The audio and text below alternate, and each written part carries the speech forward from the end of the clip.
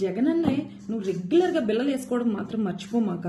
ఎందుకు చెప్తున్నానంటే ప్రభుత్వం ఉండి 5 ఏళ్లలో నువ్వేమీ చేసింది లేదు, ఉద్ధరించింది లేదు.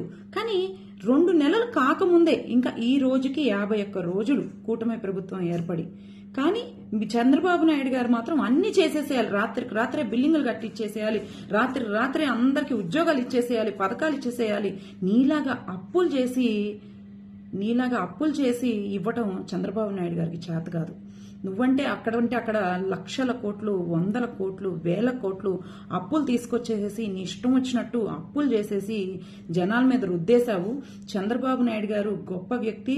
ఆయన సంపదను సృష్టించి మాత్రమే జనాలకి మంచి చేద్దామని చూస్తూ ఉంటారనమాట. నీలాగా 77 లక్షల సరిహద్దు రాళ్ల మీద నీ బొమ్మేసుకొని 700 కోట్లు ఖర్చు పెట్టలేదు చంద్రబాబు నాయుడు గారు. అసలు నిజంగా అవి చిల్లర పెంకులు అనుకుంటున్నావా, లేకపోతే పిల్లల చేతిలో చాక్లెట్లు అనుకుంటున్నావా? నీ ఇష్టం వచ్చినట్టు నీకంత ఫోటోలు పిచ్చేంట్రా బాబు. నిజంగా మాకేం అర్థం కావట్లేదు.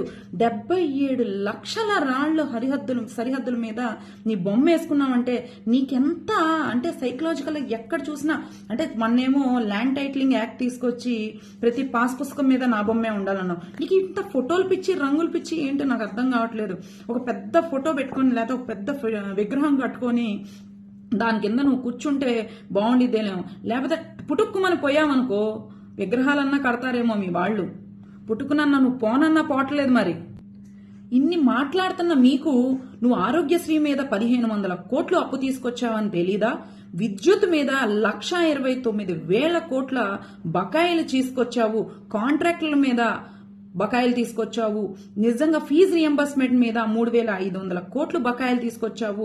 ఫైనాన్స్ మీద, నిరుద్యోగుల మీద, ఉద్యోగాల మీద 21,950 కోట్ల అప్పు తీసుకొచ్చావు. ఇన్ని వేల కోట్లు, లక్షల కోట్లు అప్పు తీసుకొచ్చి 9 సార్లు కరెంటు బిల్లు పెంచావు కదా జగన్మోహన్ రెడ్డి. మరి అన్ని సార్లు కరెంటు బిల్లు పెంచిన నువ్వు మరి ఎందుకు అన్ని లక్షల కోట్లు? నిజంగా ఒక నెల కరెంటు బిల్లు కట్టకపోతేనే 2వ నెల ఎక్స్ట్రా పేమెంట్ కట్టాలి, లేదా కరెంట్ కనెక్షన్ ఊడిపోతుంది. నువ్వు 1,29 కోట్ల అప్పు ఎలా తీసుకొచ్చావు, ఎందుకు తీర్చలేదనేది నిజంగా ఎవ్వరికి అర్థం కావట్లేదు అనమాట. ఇంకేంటి నువ్వు తీసుకొచ్చింది? ఏమన్నా సంపదను సృష్టించావా? ఒక్క సంపదను సృష్టించానని చెప్పు. ఎక్కడ చూసినా నీ ఫోటోలు పెట్టుకోవడం, అన్నా క్యాంటీన్ల మీద ఫోటోలు తీసేసావు, నీ ఫోటోలు పెట్టుకున్నావు. పోనీ అన్న క్యాంటీన్ రన్ చేసావా అంటే రన్ చేసింది లేదు. నువ్వేమన్నా చేసావా? ఏమన్నా శిలాఫలకాలు రోడ్లు వేస్తున్నామని చెప్తారు, రోడ్డు వేయరు, ఇసుక తోలరు, కంకర తోలరు, ఏమి తోలరు. కనీసం అక్కడ రోడ్డు కూడా రాలేదు. ముందే మీకు ఎమ్మెల్యేలు కానీ మీరు కానీ శిలాఫలకాలు పెట్టేసుకుంటారు. ఇంత శిలాఫలకాలు పిచ్చేంటో మీకు ఎవరికి జనాలకు అర్థం కావట్లా. నిజంగా నువ్వు రెగ్యులర్గా బిల్లలు వేసుకో జగన్మోహన్ రెడ్డి. నువ్వేదో బయటకు వచ్చేసేసి రోడ్డు మీదకి వచ్చేసి జనాల్ని ప్రశ్నిస్తే, లేకపోతే అది జరగట్లేదు, ఇది జరగట్లేదు, చంద్రబాబు నాయుడు పథకం ఇవ్వలేదు, అది ఇవ్వలేదు. సంపద సృష్టించి పథకాలు ఇస్తామని చెప్పారు, సంపద సృష్టిస్తున్నారు. నిజంగా నువ్వు ఎన్నోసార్లు సెంట్రల్కి వెళ్ళేసి ఏదో తీసుకొస్తావని చెప్పి జనాలు ఎదురు చూస్తా ఉన్నారు. నువ్వు తీసుకొచ్చినప్పుడు ప్రతి ఒక్కసారి వెంకటేశ్వర స్వామి విగ్రహం తీసుకెళ్లి వాళ్ళకి ఇచ్చావే తప్ప నువ్వు తీసుకొచ్చింది ఏమీ లేదు.